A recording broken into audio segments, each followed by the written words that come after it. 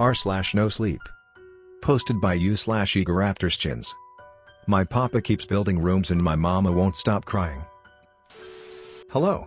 My name is Maya and I am 10 years old. I live with my mama, my papa and my baby sister. I live in a very big house. My papa says it's going to be even bigger. I came here when I was a little baby too, before my baby sister was even born. It was a nice house on the hill. I would count the birds and look at the trees, and make graphs of how many different species I saw.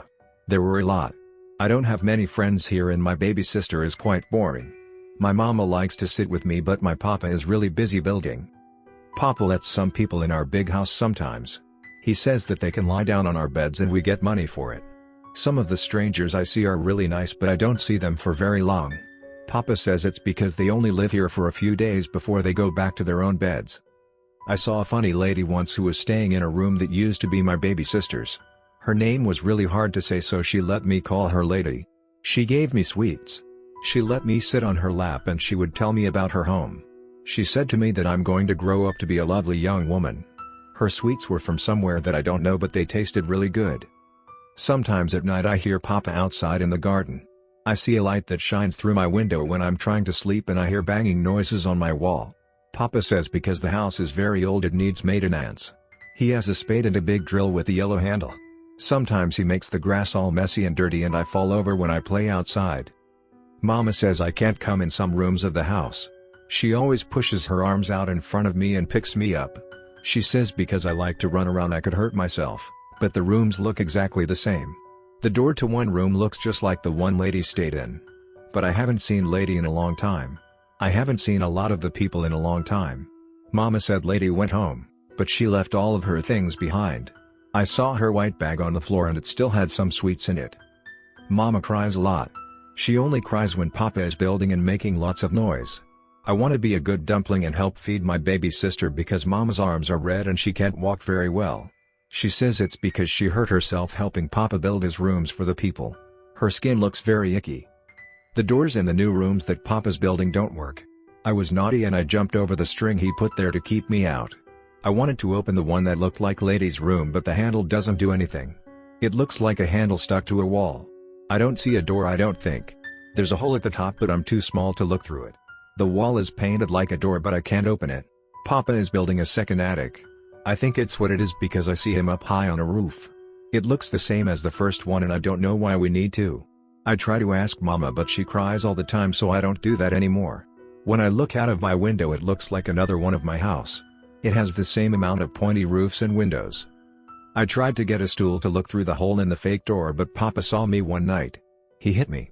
He was very angry and made my arms red like Mama. I cried a lot like Mama too. He said that he would lock me in there if I climbed over his string again. But in the new hallways Papa was building I didn't see any doors. It was all flat walls and paint that looked like you could open it. So I don't know how he could do that.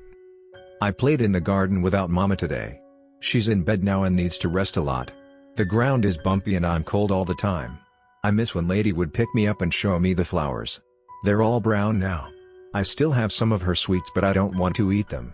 I want to eat them with her when she comes back to pick up her bag. Papa is working on the second attic again. I can see him out of my dark window so I got the stool and I looked up through the door hole. I had to press my face against the wall because it was a really small hole. Lady was in there. She was lying in my old baby sister's room that looked exactly the same. I wanted to open the wall and let her out but I couldn't, so I knocked on it like it was a door. I could see her looking at me in the dark, but I think she was still sleeping. Her mouth was open. I think she missed me too. There are a lot of hallways now. There are more every week and all the doors look the same. I sneak past Papa on my stool and I see lots of people through the dark holes. I want to wake them up but I can't shout because Papa will hear me. I want them to go home because this isn't their bed. I visit them a lot even though they don't talk back. They start looking scarier every day, even Lady. I couldn't see her eyes anymore. I found Papa's book with the people's names on it. I want to use it to wake them up but I can't break into the walls. I need his drill with the yellow handle but my hands are too small to use it. I wish my baby sister was bigger so she could help me, but I'm going to do it all by myself when Papa is away. I hope he doesn't hear me. I don't want my eyes to fall out. The next story of this video. Posted by u/thepurplefly. The evilness in my bed. I turn over in my bed and face the window, where I start to think about my failed marriage and how it's been several months since I moved across the country to start over. As I lay down under the covers, I continue to think how fortunate I was to escape my abusive ex-husband, who had brainwashed our teenage daughter that I was the bad one for leaving our marriage. I slowly drift off to sleep thinking about the good times and the not-so-good times. Then my mind goes blank, where I'm dreaming about back when I was a little girl. Huh. I say out loud in a low groggy voice, as I feel something moving in my bed. Then the fear paralysis me to the point, where I can't move. I must have not locked the door or a window and now someone has wandered into my bed. Is this the silence before the storm, where eventually I will be attacked? I think to myself. I went out of my way to tell no one that I've moved to San Francisco, so this must be at best a homeless person, who is just looking for a warm place to sleep or at worst a serial killer. I'm too scared to turn and look at the person, because that might trigger him to kill me. It's the most awful feeling to be paralyzed in fear, where every movement feels like I'm breaking a whole set of dishes. The unknown person is no more than a foot away from me, where I can't tell if he's looking at the back of my head.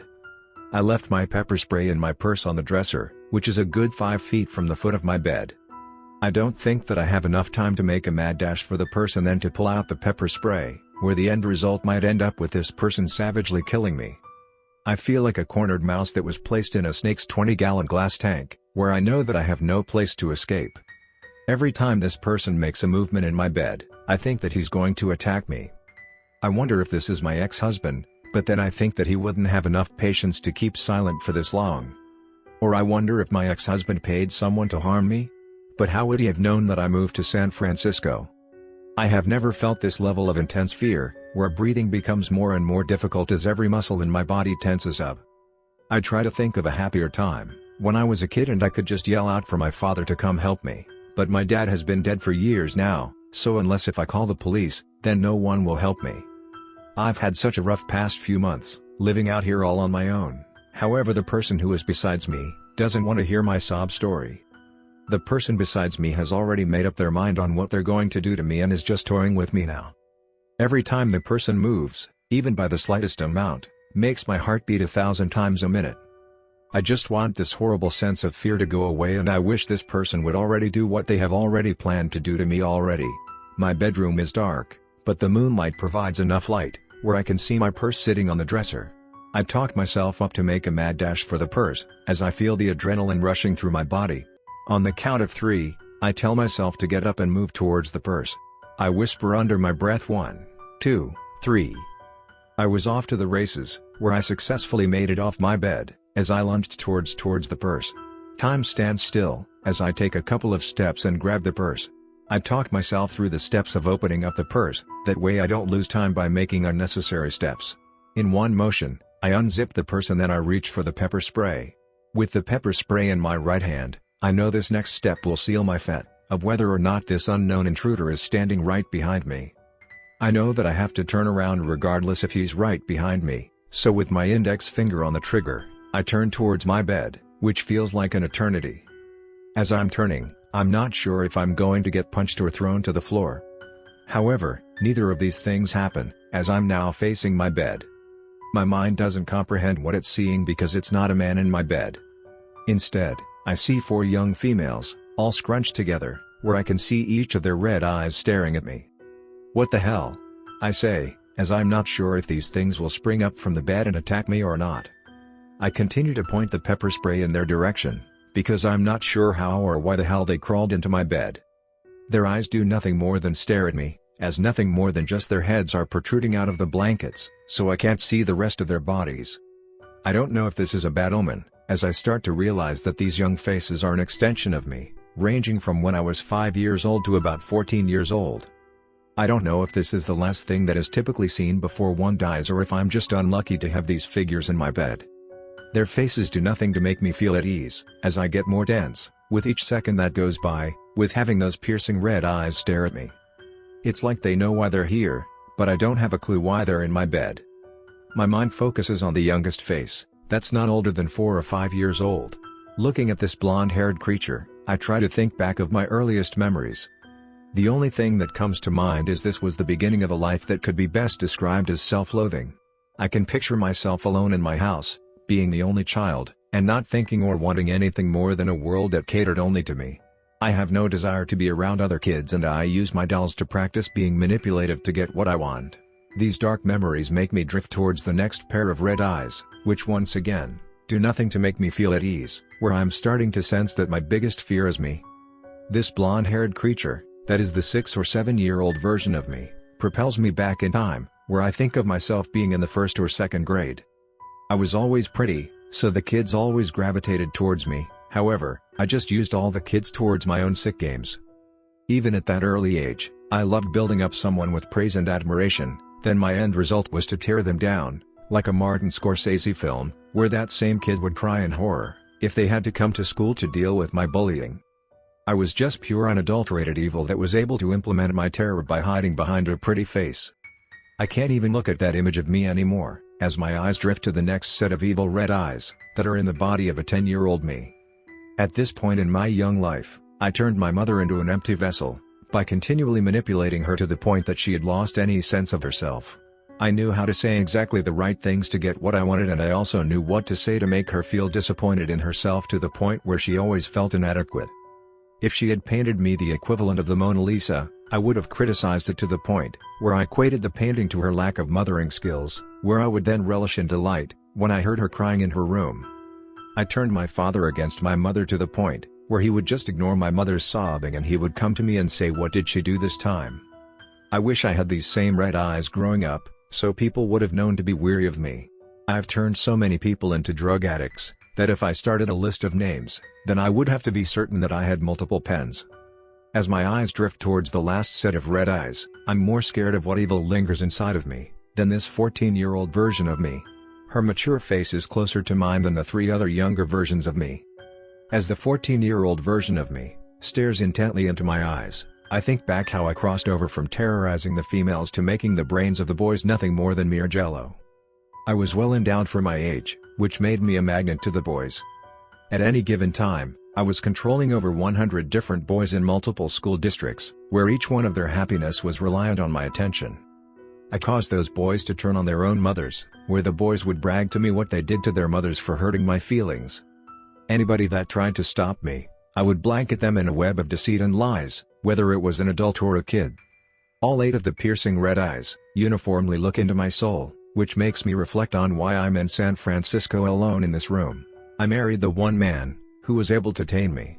He did everything possible, that was just shy of chanting "The power of Christ compels you." I never told either my husband or my daughter of my vile gene pool. Whether it was my father who was raised in Argentina, whose mother became pregnant in Berlin during World War II. His mother told him on her deathbed that she had done tailoring work for Adolf, when my dad asked who was my father. My mother's lineage was equally as disturbing, with her bearing the last name of Mudgett, where she is a direct descendant of the infamous serial killer dentist, H.